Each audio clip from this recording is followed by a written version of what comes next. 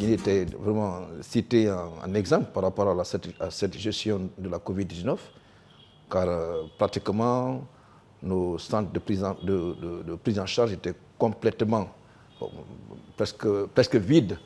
Et le cumul de décès enregistrés était autour de 90. Et voilà, après, il y a eu un relâchement au niveau de la population, ce qui a entraîné cette deuxième vague et qui nous a amené jusqu'à près de 1000 et quelques cas d'hospitalisation dans nos centres de prise en charge.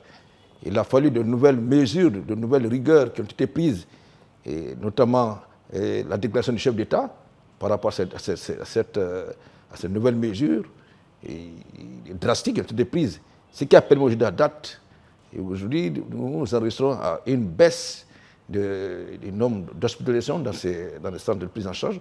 On est aujourd'hui autour de 700. Mais cela ne veut pas dire que nous devons baisser les bras. On va continuer à y veiller par rapport à ces mesures qui ont été prises jusqu'à ce que nous sortions de cette situation. Et également, l'avantage aujourd'hui qu'il ne faut pas négliger, c'est cette campagne de vaccination qui a commencé et qui a aujourd'hui vraiment entraîné un engouement au niveau de la population. Et cette stratégie va nous permettre, à coup sûr, de réduire de manière drastique la transmission du virus au niveau de la population.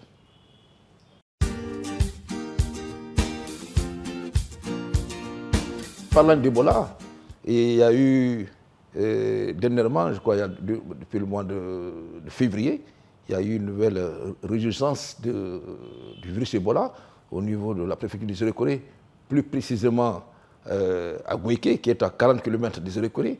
Il y a eu malheureusement des cas de décès. C'est compte tenu de l'expérience qu'on a eue par le passé, qui nous a permis très rapidement de pouvoir circonscrire cette épidémie qui a ressurgi à Zéro-Corée. Les cas ont été rapidement pris en charge et nos partenaires, notamment l'OMS, l'UNICEF, l'OIM, bref, tous les partenaires, je ne vais pas les citer ici tous, ils se sont tous levés pour accompagner le gouvernement guinéen dans cette nouvelle riposte. Et également grâce à la vaccination, et tout ceci nous a permis de circonscrire rapidement cette épidémie au niveau de cette zone. Et on avait commencé le compte à rebours. On était presque au 27e jour, on n'avait pas resté de nouveaux cas. Mais malheureusement, il y a eu juste quelques jours, on a enregistré un nouveau cas dans le district de Suluta et de Kbaralay, où ça c'est grâce à l'investigation, à la surveillance qui est de mise au niveau de cette préfecture du Zéro-Corée. Et c'est ce qui nous a permis de pouvoir identifier ces cas. Et tout de suite, ils ont été pris en charge et nos équipes se sont rendues en ces lieux pour pouvoir non seulement sensibiliser et procéder à la vaccination de ceintures en ces lieux.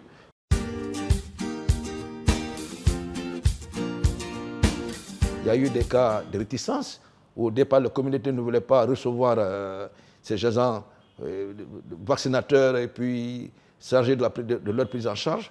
Il a fallu des négociations, faire recours aux leaders religieux, aux communautés, aux sages, pour que cette réticence puisse être levée et permettre à ces différentes équipes d'aller en ces lieux et procéder à ce qu'on appelle ça, à l'identification des contacts et commencer leur suivi et procéder, comme je le disais tantôt, à la vaccination en ceinture au niveau de ces communautés. Mais également, il faut reconnaître qu'après les enquêtes, il a été prouvé que cette nouvelle résurgence provient d'une personne guérie. Voilà pourquoi nous envisageons, le ministère de la Santé avec, bien entendu, l'Agence nationale de sécurité sanitaire, pour procéder à une large vaccination au niveau presque de toutes les zones où les personnes guéries résident, que ce soit au niveau de la région forestière, au niveau de la ville de Conakry, et même à Forêt-Caria, nous envisageons procéder à une large vaccination en ces lieux, grâce bien entendu à l'appui que vont apporter très prochainement les États-Unis, afin de nous éviter que prochainement que nous connaissions une nouvelle résistance due à ce virus Ebola.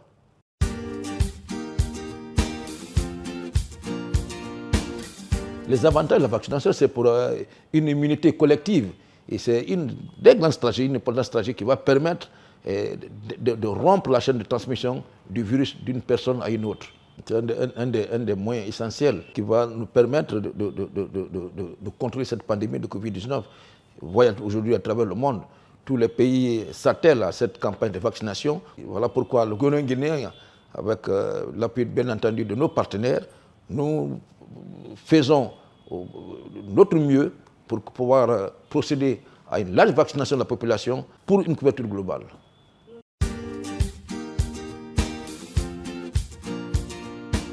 Et il faut reconnaître que cette campagne de vaccination connaît un réel engouement au niveau de la population.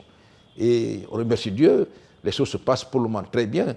Et comme il est lié presque à la plupart des vaccins, il y a des cas de manifestations allergiques mineures pour lesquels les gens se plaignent.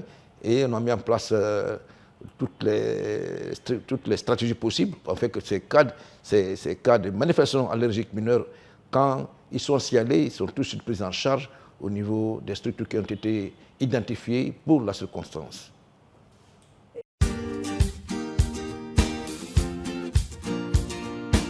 Les vaccins que nous avions reçus sont des vaccins homologués.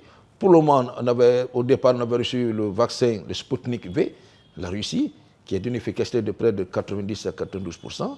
Après, on a eu le Sinopharm également. Et il y a quelques semaines, nous avons reçu l'AstraZeneca, qui est fabriqué par le Royaume-Uni, qui fait environ 194 400 doses. L'Agence nationale de sécurité sanitaire a déjà fait son tableau de répartition. Pour le moment,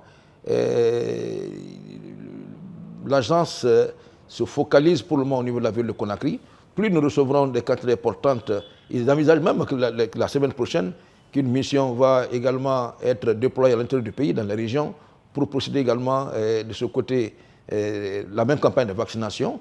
Et au fur et à mesure que les vaccins vont être rendus disponibles, nous continuerons à élargir cette stratégie au niveau de toutes les régions, pourquoi pas dans toutes les préfectures, pour que nous atteignions l'objectif que nous visions, c'est-à-dire au moins près de la moitié de la population, les 7,5 millions, soit complètement immunisée contre cette pandémie de Covid-19.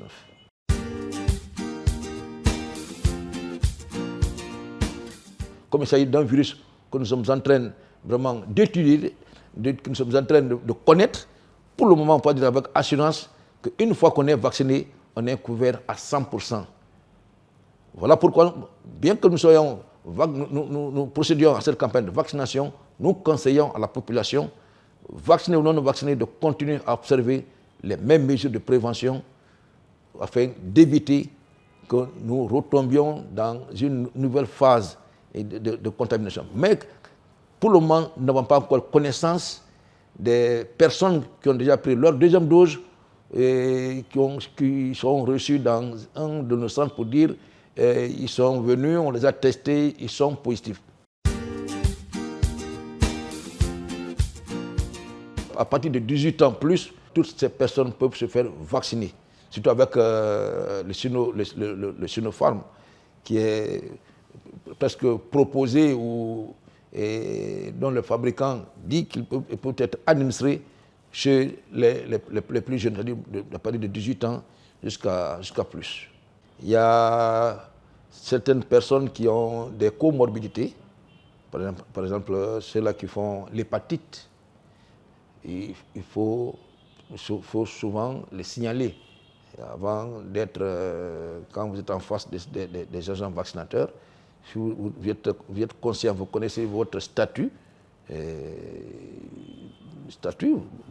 le dites, on va vous dire non, bon, je suis diabétique, oui, on peut prendre, j'ai l'hépatite, que ce soit B ou C, est-ce que quelqu'un qui a l'hépatite peut prendre ce type de vaccin? Donc, ce sont des questions intéressantes qu'il faut toujours poser pour qu'on soit édifié avant de procéder à la prise de vaccin. Il y en a également qui ont déjà fait la maladie, quand je dis qui ont déjà fait la maladie de Covid-19 et qui sont peut-être qui sont sortis nouvellement du centre de traitement.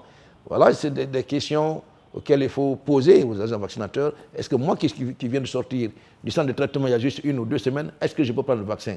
Voilà, ce sont souvent ces orientations qu'on a besoin de savoir. Et comment le savoir? En posant cette question aux agents vaccinateurs pour qu'on soit mieux édifiés afin d'éviter des complications futures qui peuvent arriver dès après la prise du vaccin.